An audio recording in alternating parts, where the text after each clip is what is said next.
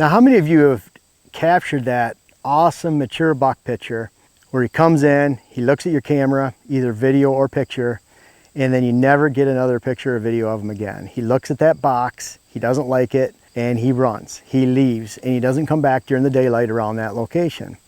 I think that's very common.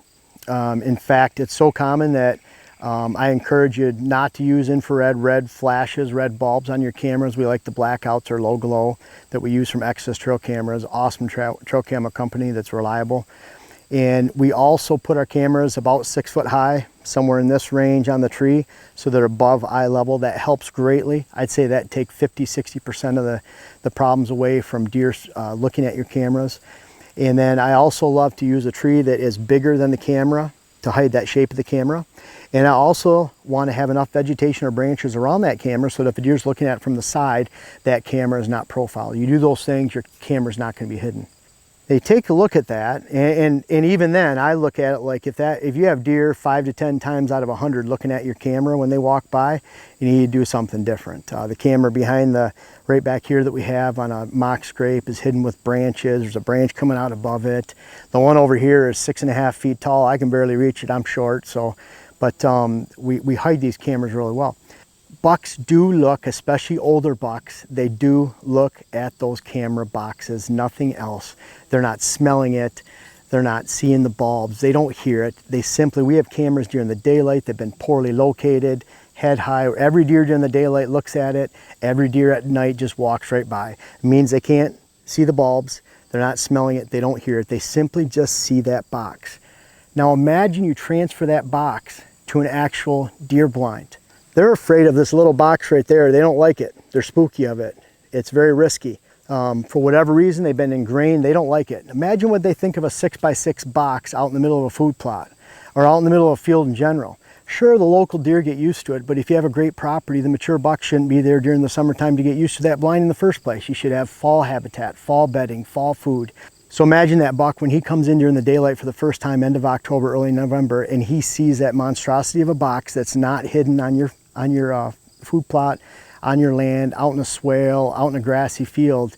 He sees it and takes off. Very rarely is that buck from a mile away, which is probably about the distance that buck's going to come from. Very rarely would he come from that distance away, come onto your land, see that box, and say, I just don't think they have the capacity to remember that from the season before. I think he's going to look at that and run. Sure, he might get used to it over a 3 or 4 week period, but if the first time he's coming in the end of October, early November, which is likely, then he just doesn't have enough time to get used to it before someone else shoots him, before he's exposed to other lands, before it spooks him, pushes him away to a land, and before he finally rests on your land after the rut, after the start of gun season. And it's just not a scenario that takes place. Again, they're spooked by this. Imagine what they do and what they think and how they perceive something that's 6 foot wide, 6 foot tall. You see, we have a redneck ghillie blind behind me right here. I assume you can see it, but man, it is hidden. There's logs right here. This is about the only flat spot I can stand. My foot's up on a log right here. Deer can't get to within 10–15 feet of this. And we have had deer literally walk right by here while they're feeding on the edge of the food plot. We're hunkered in there, 2 of us at a time, and they don't know we're here. We access from behind that blind. We really literally have a very hard time seeing this food plot out here until we actually get in, zip open the windows, and look outside. Great access. We have a steep, narrow draw back here where the deer don't come out of. So as long as we have the wind coming this direction right here, we have great access. The deer can't see us. The deer can't hear us coming in. And most importantly, we didn't put that box right here where it's silhouetted on the edge of the property. And every deer that comes in here either has to get used to it, which I don't want them to have to. I just don't want them to see it. Try the 100-yard test. If you can see your blind while standing 100 yards away from that blind or more, then it doesn't pass the test. The deer can see it too. If we can't see it within 100 yards, that's okay. Very important. This is a very important concept. We have a hard-sided redneck blind. We have a couple of those that we'll be using this year. And we hide those with Egyptian wheat. We plant all the way around it. Switchgrass can go all the way around it. Maybe instead of putting it on the front of the conifers, you put it behind a conifer, behind a red cedar, behind a white pine, white spruce, Norway spruce, whatever it is. Then you have that wall also protecting you walking into it. And let's face it, I get into this blind right here, it's tucked low. and down here, we're shooting uphill to that mock scrape in the back there. It's probably 6-7 feet in elevation higher than the blind. So we're shooting uphill, we're getting into this. Imagine if we got to this point right here and then we had to climb up a 15-foot scaffolding. Now that's great if we put that 15-foot scaffolding, we put that blind further back in the woods so that our climb isn't exposed either. But a lot of times guys, hunters get to that blind safely and that location only to have to expose themselves to climb 10-15 feet in the air. I think there's a great place and a great timing for those scaffoldings and for those platforms to climb into.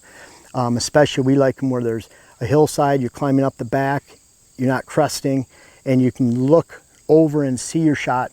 Your shot should be exposed once you get in the blind and look out the windows and not before. So think about that. It's pretty easy to hide cameras. There's several ways to do it. I have a lot of articles and videos about that. Low impact camera, top 10 trail cam strategies for deer. All those, if you look them on Google, you'll find my articles up to the top. But I don't think it can be overstated enough that if deer are afraid of this little box, imagine how they feel, especially a mature buck, the first time seeing that 6x6 blind right out in the open, the first time they come on your land during daylight, during the hunting season. Not a time for them to try to begin getting used to it. They won't by that time the hunting season ends, and your opportunity ends with that intrusion.